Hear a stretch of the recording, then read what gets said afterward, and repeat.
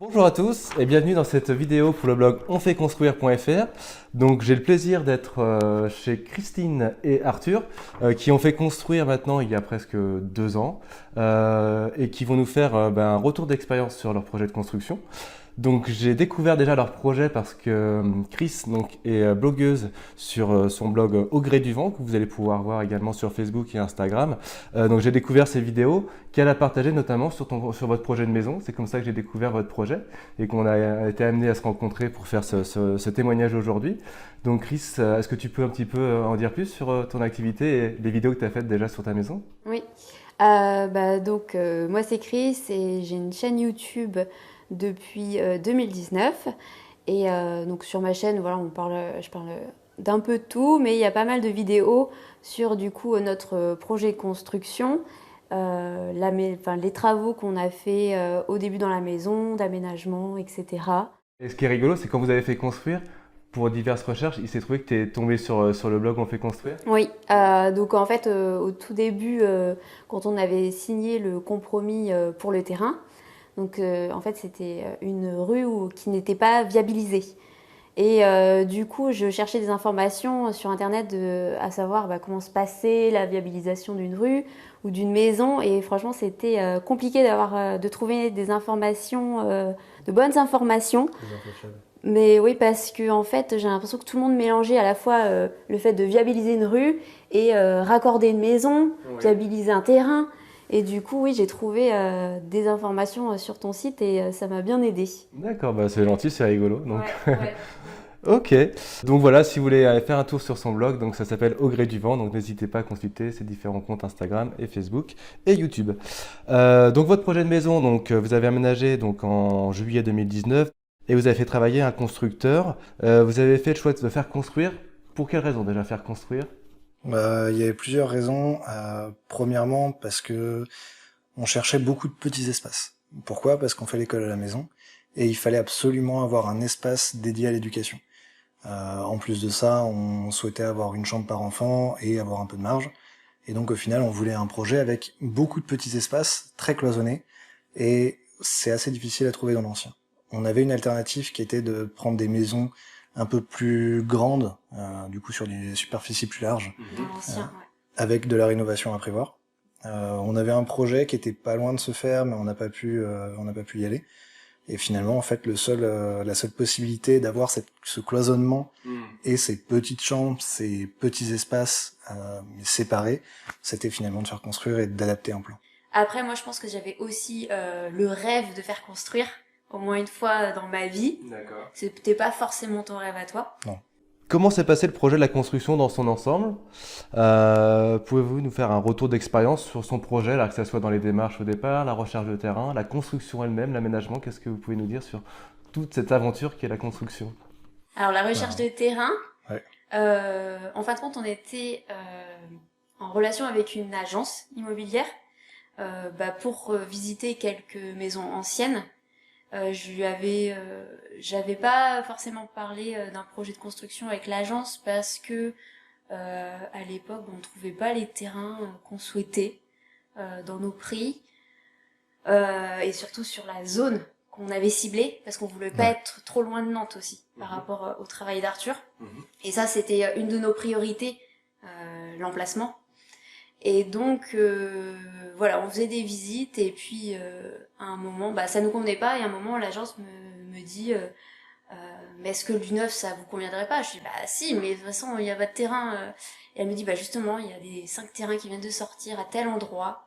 Et du coup, on les a visités et là, on dit c'est exactement ce qu'on veut, c'est dans nos prix. Enfin, tous les critères étaient cochés. Et c'est vrai que c'est rigolo, c'est que finalement, le fait d'être en relation avec une agence nous a permis d'obtenir des terrains qui n'étaient pas encore sur le marché. Oui. Ouais. Et ça, c'est quelque chose d'important, je pense, au niveau de la recherche. Ouais. Après, au niveau de comment ça s'est passé sur la construction, donc les terrains n'étaient pas viabilisés et il y a eu un peu des complexités administratives. Donc il a fallu près d'1 an et demi pour que la construction puisse commencer. D'accord, quand même. Ouais. Ok. Quasiment 1 an pour qu'on puisse acheter le terrain en fait. C'est ça.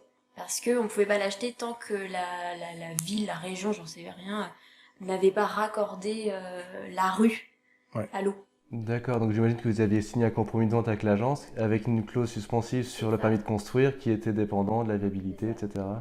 Et ça a mis 1 an et demi. Ça a mis 1 an et demi. Presque parce qu'il faisait pas les travaux. Ouais. D'accord. Mais c'est aussi, d'une certaine manière, la contrepartie du fait qu'on a eu un terrain très en dessous du prix du marché. Après, d'un autre côté, la construction s'est faite extrêmement rapidement. Voilà. Enfin, en un 10 an, mois, quoi. Ouais. La construction peut se faire rapidement avec un constructeur. Ouais. On a entendu des amis qui ont eu 2 ans et demi de construction. Avec un constructeur également? Avec un constructeur. Ah Et oui. du coup, voilà. Donc, on avait une clause à 1 an.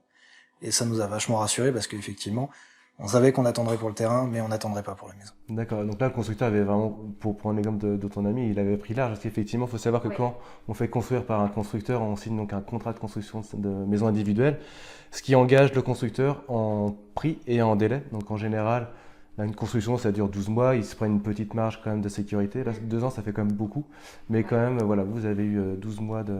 Il fallait être patient, mais en même temps, voilà, on savait, et en fait, nous, on n'était pas trop pressés non plus, parce que ça nous a permis d'économiser un petit peu entre temps, de réfléchir vraiment au plan qu'on voulait pour la maison, Ouais. voilà. Du Ouais. coup, c'était bien, on a pris notre temps et nous, ça nous allait. Du coup, ouais, je pense que l'idée c'est ça, c'est que si on a du temps, on va récupérer de l'argent. Alors qu'à l'inverse, si on est vraiment pressé par le temps, qu'on a besoin d'un terrain aujourd'hui, qu'on a besoin de construire d'ici 6 mois, ça va être très compliqué budgétairement, quoi. Est-ce que vous avez eu une grosse problématique ou des problématiques, et si c'est le cas, quelles ont été les solutions dans votre projet de maison?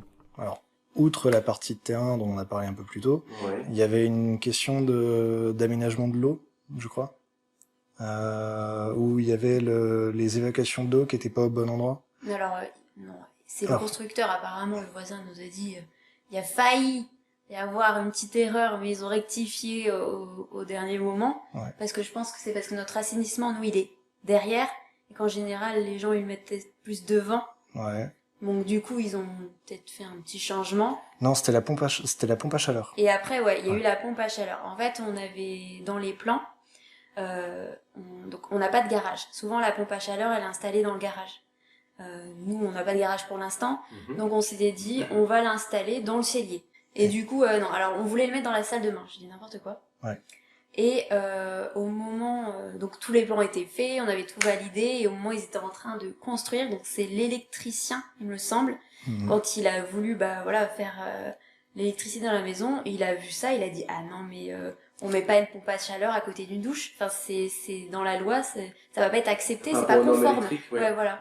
Norme de sécurité, ouais. Du coup, on était ok, sauf que nous, c'est pas notre problème. Enfin, nous, on nous a dit qu'on pouvait le faire. Donc, qu'est-ce qu'on fait maintenant? Ouais. Donc, on en a parlé avec nos constructeurs.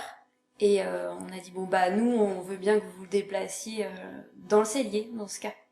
Et c'est là où il y a eu Et du coup, ils ont dû refaire des redistribution de l'eau. cloisons Ouais. aussi. Parce qu'il y avait une configuration qu'on avait imaginée par rapport au fait que la pompe à chaleur était là. Et du coup, on a dit, bah, dans ce cas, nous, on veut plus cette cloison-là, on veut la cloison là, parce que ça modifie tout. Et donc, je me suis dit, ouais, puis bon, après, ils ont dit, bon, ok, de toute façon, c'est un peu de leur faute, quoi. Ouais. Donc, ils ont tout modifié, donc je pense que ça a repris peut-être une semaine de retard, mais le constructeur a été réglo, quoi. Après, c'est aussi un des avantages d'être avec un constructeur, c'est que c'est sa responsabilité de vérifier les plans. Et enfin, c'est pas nous qui nous sommes boités sur l'application de la loi. Et du coup, c'est pas nous qui sommes responsables. Après, on a été arrangeant aussi, on a essayé de trouver une solution, on a fait de notre mieux pour l'aider. Mais effectivement, voilà, sa responsabilité, du coup, c'est lui qui a contacté les artisans, qui a fait les modifications. Pourquoi avoir fait construire par un constructeur, et pourquoi ce constructeur-là? J'étais tombée sur le site du constructeur en En faisant lieu. des recherches. Voilà, en faisant des recherches. Et après, j'avais vu vraiment des super avis, enfin, aucun avis négatif. Donc déjà, ça met en confiance, puis quand on l'a rencontré, pareil, en sachant qu'on avait déjà rencontré d'autres constructeurs, un ou deux, Ouais. où il y en a un qui est arrivé avec 1h30 de retard. Donc on a dit, c'est bon. Par rapport au choix du constructeur, enfin, le fait de faire construire par un constructeur, ça a été une réflexion de plusieurs années. Ouais. Parce qu'on est passé un peu par toutes les étapes de se dire, est-ce qu'on fait de l'auto-construction? Parce que même si on n'est pas du métier, j'ai de la famille qui est un peu dans le métier. Après, nous, on aime bien faire nous-mêmes, mais on savait pas, est-ce qu'on aimera à ce point-là? Et puis, donc on s'est vraiment intéressé à tout. On s'est intéressé, on était pendant plusieurs années intéressés par les maisons conteneurs. Enfin, vraiment, on est passé, je pense, par tous les modes de construction possibles.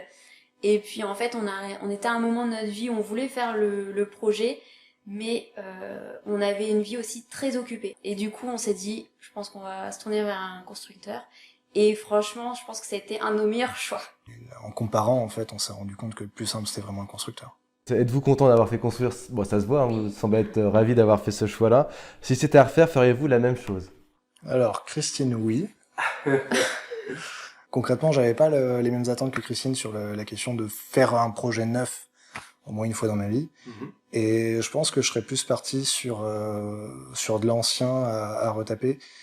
Pour moi, la grosse différence entre les deux, c'est que quand on fait du neuf, et avec un petit budget, souvent on a tendance à rogner sur les finitions, et c'est nous qui allons faire les finitions. Et en fonction de combien de finitions on prend à sa charge, ça fait qu'on a plus ou moins de travaux à faire avant que la maison soit habitable. On parle pas d'être parfaite, parce qu'aujourd'hui c'est pas encore le cas 2 ans plus tard, mais pour qu'elle soit habitable, globalement il a fallu faire beaucoup de travaux à l'entrée. La salle de bain... Ouais, et concrètement, c'est vrai que vu l'emploi du temps qu'on avait à l'époque, je pense que vraiment j'aurais fait un choix différent parce que ça faisait beaucoup de travaux à l'entrée. Donc soit réduire le coût global de la maison pour pouvoir faire plus de finitions par d'autres personnes avant d'arriver. Faire. Voilà. Soit sinon, je pense que moi je me serais posé la question de l'ancien. Parce que moins de travaux nécessaires pour y vivre. Alors l'ancien qui est habitable. Ouais, l'ancien habitable, pas des projets 4 murs et un toit comme je les appelle. Hein. C'est parce que là il y en a beaucoup qui se plantent avec des frais astronomiques. Des frais complètement astronomiques. Qu'est-ce que vous regrettez, qu'est-ce que vous ne regrettez pas? Que ce soit dans la conception, les pièces, les matériaux, l'aménagement, les démarches. L'interrupteur. Quelque chose de ridicule, mais à l'usage, c'est pénible. C'est que dans le cellier où on a une deuxième entrée, on a un seul interrupteur. Et c'est l'interrupteur côté maison. Et du coup, quand on ouvre la porte côté maison, c'est très facilement accessible. Par contre, moi qui rentre le soir en moto, et parfois je rentre par ce côté-là, l'interrupteur est pas forcément bien placé. C'est un détail, mais au quotidien, ça pourrit la vie. L'escalier qui craque.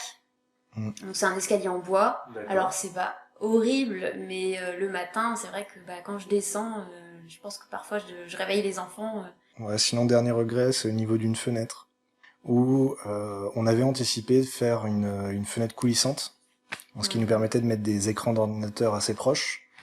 Et là, malheureusement, c'est une fenêtre à battant, et donc ça nous limite dans les orientations. D'accord. Sur la grande majorité, c'est vraiment des petites erreurs bêtes, des erreurs d'inattention. C'est des choses toutes simples qu'aurait pris... si on y avait pensé, ça aurait pris 5 minutes à régler. On a du jonc de mer à l'étage. Et le jonc de mer à l'étage, c'est génial. Oui, le jonc de mer, parce que c'est un super rapport qualité-prix. Enfin, ça va vite à poser. C'est vraiment pas cher. C'est écologique, c'est naturel. Les choses qu'on adore, c'est aussi notre carrelage imitation parquet.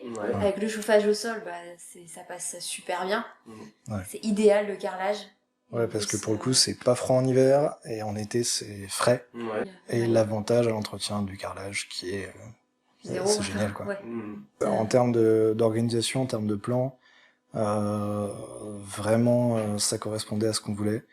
La maison est très ouverte. Et puis le constructeur, globalement, on a fait le bon choix. Je pense honnêtement qu'on s'est évité énormément de problèmes.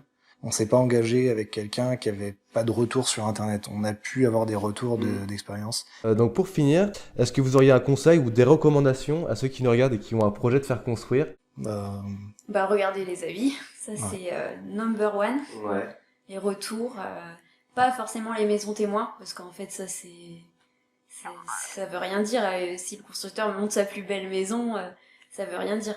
Donc, par contre, les maisons des clients ou les retours sur Internet, ça c'est du vrai. Moi, je dis depuis le début de cette session de questions-réponses, je pense que l'important c'est de passer par un constructeur si on n'est pas déterminé à tout faire soi-même. Et qu'on n'est pas prêt à engager un certain nombre d'années de sa vie à faire de l'autoconstruction.